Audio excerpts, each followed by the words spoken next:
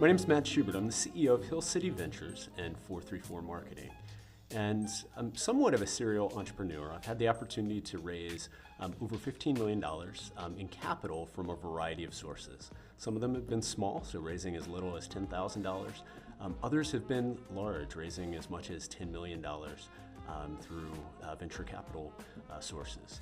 So I've had the opportunity to see what does it look like to raise capital from friends and family, to raise capital through more traditional bank lines, to raise capital through sub-debt for growth stages, and then to raise capital from venture capitalists.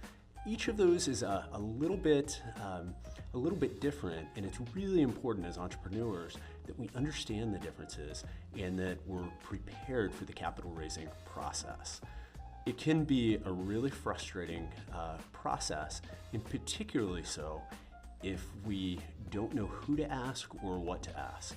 And even if you've done it quite a bit, you may get it wrong from time to time. I've heard no more than I've heard yes, certainly. I recently spoke with a debt lender, and after explaining our marketing business, was asked what types of heavy machinery and plant equipment that we owned. And while it's a little bit funny now, it was frustrating at the time, and it can definitely be frustrating when our expectations don't align with those of potential funders. And so I wanted to talk a little bit about what does the capital raising process look like based on the stage of your business. And I think one of the things to remember is that a good rule of thumb when we're raising capital is that it's always easier to get capital when we don't need it. And so it's very important that even if you're at a point where you don't need capital right now, that's the perfect time to begin the planning process and to begin working through the capital raise process. Because for many businesses, it can take as long as 6 months to go through the process, identify the sources of funding, prepare everything that we need to prepare, get approved, and then have a loan funded or equity funded, depending on what the case. And that's certainly not always the case. There are opportunities where it may happen in as little as 30 or 45 days, but they're fewer and further between. And if you're an early stage business, it's really important to prepare for that longer time frame. As you raise capital, one of the first considerations is determining whether equity or debt is most appropriate. As an early stage business, we most often will look at equity sources first because it's an opportunity for others to share in the risk and in the future reward together with us. Or you may also look at other things like personal lending sources. So a home equity line of credit would be another early stage potential option for you. Certainly you will see and hear about those, kind of funding their businesses off of credit cards and so forth, but hopefully that's a very last resort for you. If you do go down the equity route, one of the things that's really important to remember is you're inviting a partner into your business, and it's very likely to be a long-term partnership. And so thinking about things like the character of that investor, the experience of that investor, what do they like to work with on a daily or on a regular basis, and how are they in the event of a crisis? Because one of the things that will happen as a small business is things will not go according to plan, no matter how well planned things are. And so it's really important that our partners, that our investors are with us and that they're good to work with in both good times and bad. But it's also really important as entrepreneurs that as we enter into equity relationships or into debt relationships, that we only do so when we do have an appropriate plan to be able to raise the money, to be able to pay those dollars back, and that we're willing to commit and stick to that to be able to make that happen. So the first step in acquiring financing or funding, whether that's debt financing or equity financing, is to make sure that you have a good understanding of the financial picture of your business and that you can communicate that to others. So there are 6 specific things that I would expect that you would have as a lender, but they're also just things that are important to have a really good understanding and clear picture of your business and what you're trying to accomplish. So the first is a profit and loss statement. Very simply just answering the question, kind of sales minus expenses equals profit, and being able to articulate what that looks like. It's really important as an entrepreneur that if you have someone else prepare those for you, that you understand them in great detail and that you can communicate those effectively to others. The second is a balance sheet. So what does this look like for the business overall, and being able to articulate other sources of debt or financing that may be currently in place? What does the capital structure look like, and so forth. Third is a cash flow statement. It's really important that you can demonstrate that you can manage cash effectively and that you understand what's happening with cash flow within your business. That'll be critical to being able to repay any financing that comes into your business.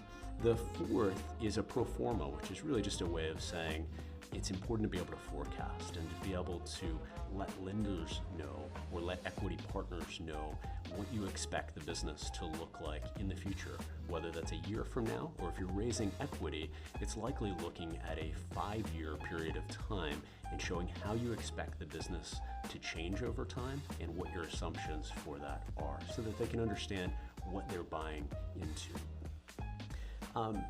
So those are the first 4 pieces. The last 2 are really designed to describe and to communicate your business quickly. So the executive summary should be a 2 to 3 page document that just articulates who you are, what you do as a business, how you make money as a business.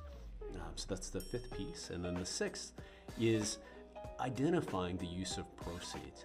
How do you anticipate using the dollars that are coming into the business? Why are you raising those dollars? Why are they needed? What will they be used for, and how will they be paid back? So those are the quick 6 things. Again, profit and loss, a balance sheet, a cash flow statement, a pro forma, so future projections, an executive summary, and your use of proceeds.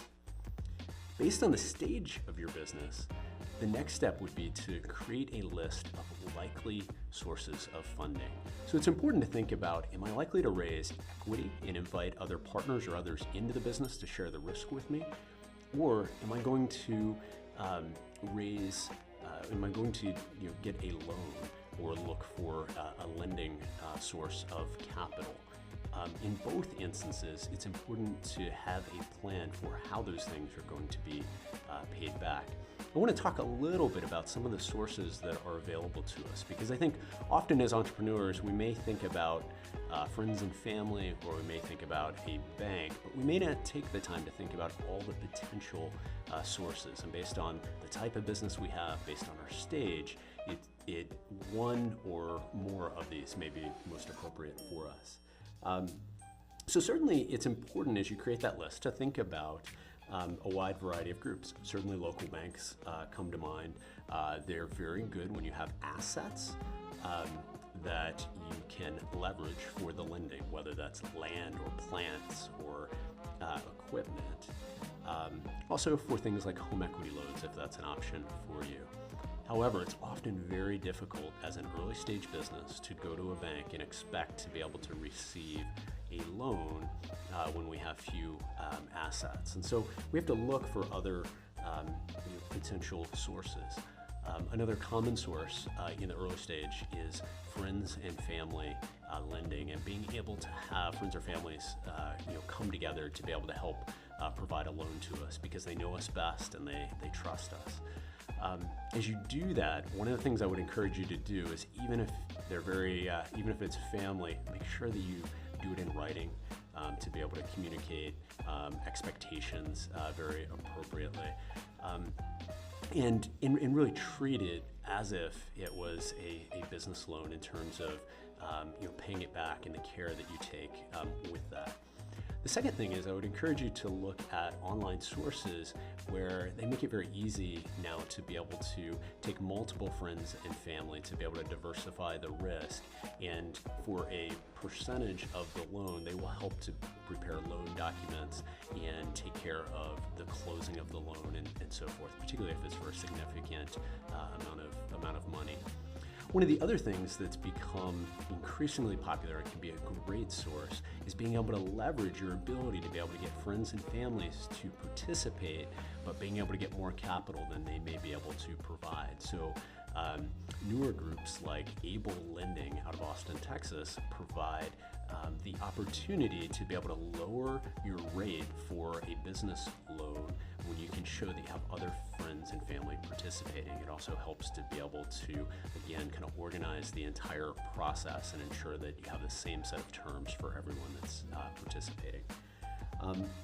Other sources that could be important would be the Small Business Administration, understanding who the SBA lenders are in your local area. They provide essentially subsidized lending for small businesses to encourage growth. It's also important to think about and to talk with the local economic development authority in your area. They can be a great source for who the local lenders are. They can be a good source of introductions to those. And oftentimes they can be a good source of helping you to understand alternative types of funding as well. So some of the businesses we have worked with have found that they were able to get grant funding from a federal government source through the SBIR, Small Business Innovation Research Grant. And so those are tremendous opportunities because the grant does not need to be repaid. It is a grant that is provided to encourage small business innovation, research, and commercialization. And oftentimes they have follow-on funding opportunities. And so those are things to consider as well as you look at the potential areas where you can gain access to capital. Additionally, with the recent changes in law that now allow non-accredited investors to be able to participate in lending, there are more and more crowdfunding sources, and they're available in two forms. So there are crowdfunding sources that provide loans to entrepreneurs and small businesses, and then there are crowdfunding sources that allow you to post about your business and about your project and enable you to be able to create a pool of smaller investors that provide equity in early stage businesses. And so those are really newer forms of capital that are important to think about and may be able to help you find capital at a stage when it can be very difficult otherwise. As you prepare and then as you make your list and then as you go out to begin to engage with funders, make sure that you do your research and understand who those funders are, what types of businesses they're likely to fund, and that there's good alignment there before you start so that you can limit frustration on your side and use their time well. Other things that are really important to do are to seek counsel from others that aren't involved in the funding process, to review with them, does this make sense? Am I putting myself in an area of too much risk? Is this a good deal or not? So remember to get outside counsel as you go through that process. As you seek funding, it's important to be prepared, to understand who you're going to be meeting with, what your ask is, and to have everything that you need to be able to complete that process ready from the start. It's also important to be persistent. You're very likely to hear no along the way, and you may hear no multiple times, but it's really important not to be discouraged and just to continue pushing forward. And it's a good rule of thumb anyway as an entrepreneur, because if there's one thing we have to have, it's grit to be able to stick to it when times get tough. And that's a safety for those who are investing in us or putting money into our businesses from a lending standpoint. Finally, be prepared to have a little patience. So remember to start early as you go through the process, because it may take some time to be able to raise capital. I hope this is helpful to you. I wish you well if you're here in the Lynchburg area and you're in that process. We'd love to talk with you.